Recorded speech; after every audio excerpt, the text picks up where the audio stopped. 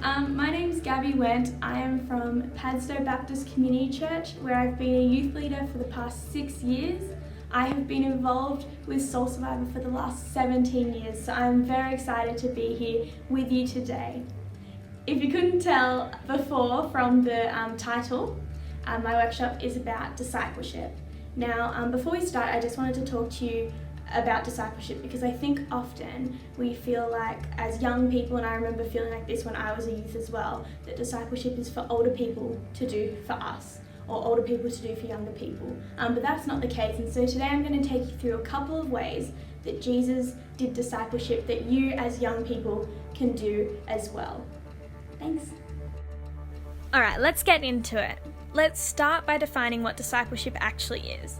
Discipleship is investing yourself in relationship with God and others in order to help other people grow. The first thing that I want to say when talking about discipleship is, if you want to be really intentional in your discipling and actively speaking into the lives of others, encouraging and challenging them, building them up, you should have someone who is also doing that for you. Finding someone older and wiser than you who you trust and who knows what they are doing to come with you in this journey, ask them to mentor you and a small group of your close friends, which I'll speak about later. Get them to be speaking into you, because we need that too. We can't disciple people if we are not getting discipled ourselves. Find someone who can help you through this process and go on this journey with you. Think about the people in your life who may already be doing that. Your youth leaders or Bible study leaders, an older person at church that you trust. I'm sure people are already doing this for you. Ask them to do it more intentionally with you. Ask them to officially become your mentor. If you're struggling to think of someone, ask your youth pastor or parent to make some suggestions of who could be that person for you. Look for someone you can intentionally learn from and share with about how you're doing. Someone that you can pray with for the people that you're discipling. Now, how to actually do discipleship. Through this workshop, I will show you 2 ways that Jesus did discipleship that we can do too. The first one is based on Jesus, and I call it the 2-step discipleship method. I don't know what it's actually called, but that is what I've named it for the purpose of this workshop. It's looking at the character of Jesus. As you guys know, if you ever need to know anything, Jesus is the best place to look. We also know that he did discipleship best, and he discipled so many people through his time on earth, and he continues to do so through his Spirit that works in us. The Holy Spirit is a part of God. It lives inside us and works in our world, so he still uses his Spirit to disciple people. This method is based on the way Jesus discipled people. In the Bible, there are a bunch of places where Jesus comes into one-on-one contact with someone. There's the woman at the well, who becomes the first person to evangelize, which is sharing about Jesus. He does this method with her.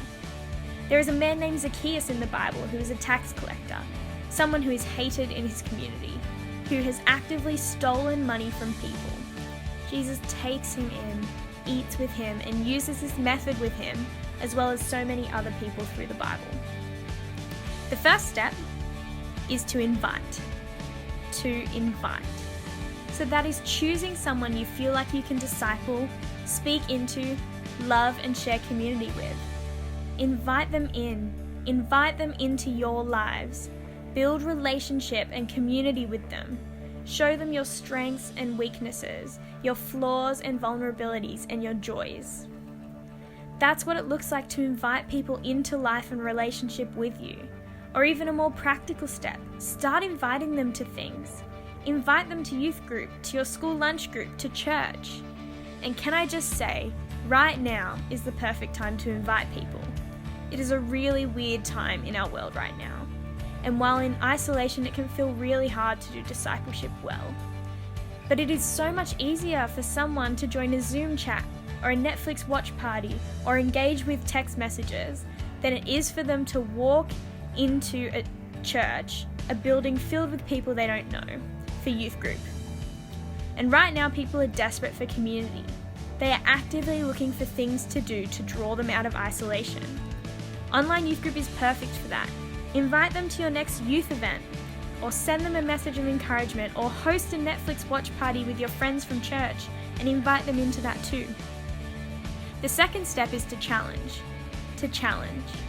Once you have this relationship of trust built with this person that you are inviting in, you can move on to the challenge stage. The invite stage can take a while. It could take days, months, even years to build a relationship and foundation where they feel safe enough to be challenged. And then this challenge comes. This is the scary part for you guys, but it's so worthwhile. This step is beginning to challenge them with where they're at. But guys, it's so worth it. Ask them the questions. What do you think about Jesus? What do you think about what we've been learning? How have you found youth group or church or the school lunch group? Have you ever thought of accepting Jesus? What questions do you have? This is challenging them on the things that they've been hearing and engaging with. Choose to step into that with them.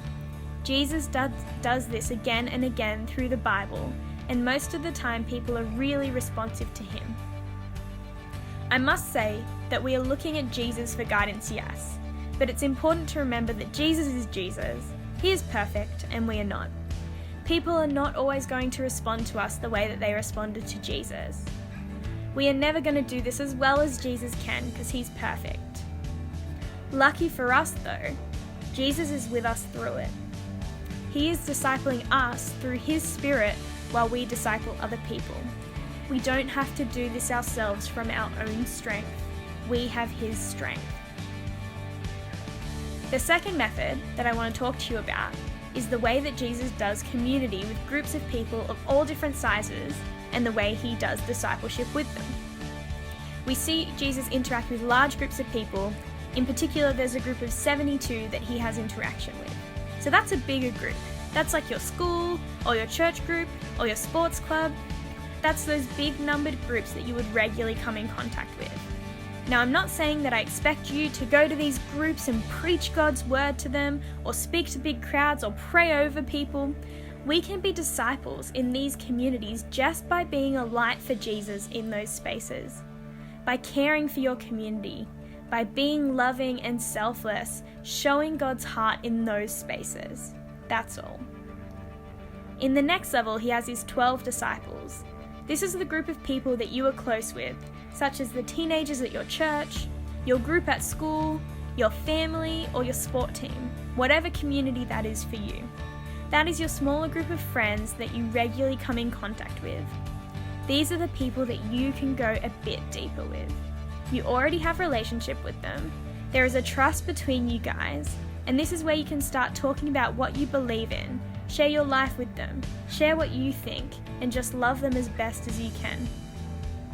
This is also the level where you could best carry out the first method of inviting someone into this level and then challenging them when they're ready. This group is like the disciples that Jesus had. Then we have our last level, this tight level. This is my favorite one. These are your closest people. Jesus had his 12 disciples, but then he had 3 of them that he was closest to, Peter, James, and John. He took these 3 everywhere and shared every part of his life with them. These 3 were his 3 that he had chosen. I think that this is such a great model for us. Choose people around you that you feel safe with, people that you can speak into and that can speak into you also. Discipleship doesn't just have to be one way. We aren't perfect like Jesus. We have strengths, we have weaknesses. That's why we do community together, so that other people can be the strength where we're weaker, and we can be the strength when they're weaker. Choose a group of friends you feel really comfortable with, who you can be vulnerable with, who share your heart for Jesus and talk to each other, pray for each other, build each other up, encourage and challenge each other. This can be done in a Bible study group, or your group can meet with an older mentor like I spoke about earlier. It can just be meeting up for afternoon tea after school, or chatting over Zoom or FaceTime. But it's about being really intentional with those 3 people and being intentional about meeting together regularly and speaking into one another. Now, this is such a short little workshop, and there's so much more I could say about these things. But these 2 methods are such beautiful, vulnerable, communal and loving ways that Jesus journeyed with people, and discipled them. Thank you guys so much for joining me today. If you have any questions, please contact Soul in some way or ask your youth leaders. I'm sure they'll be able to answer them for you. I just want to encourage you now to take some time at the end of this workshop to sit and spend some time just you and Jesus. Be really intentional, find a space that's quiet, and I just ask you to sit with him for a little while and ask some of these questions. So ask him, who in my life is already speaking into me and journeying with me? Who could be my mentor? Ask him, who in my life could I reach out to? Who could I invite in? Who, God, can I be speaking your love into? And thirdly, ask him, who is your big crowd? Who is your 12? Who is your 3? Because it's so important to find these things. Spend as much time as you need, whether it's 5, 10, 20, 30 minutes, whatever you want with God. Just be really intentional about asking the questions and then just sitting and listening to his Spirit. He may not answer straight away, and that's okay, but if you ask him, he will reveal to you who those people are. Thank you so much for joining me.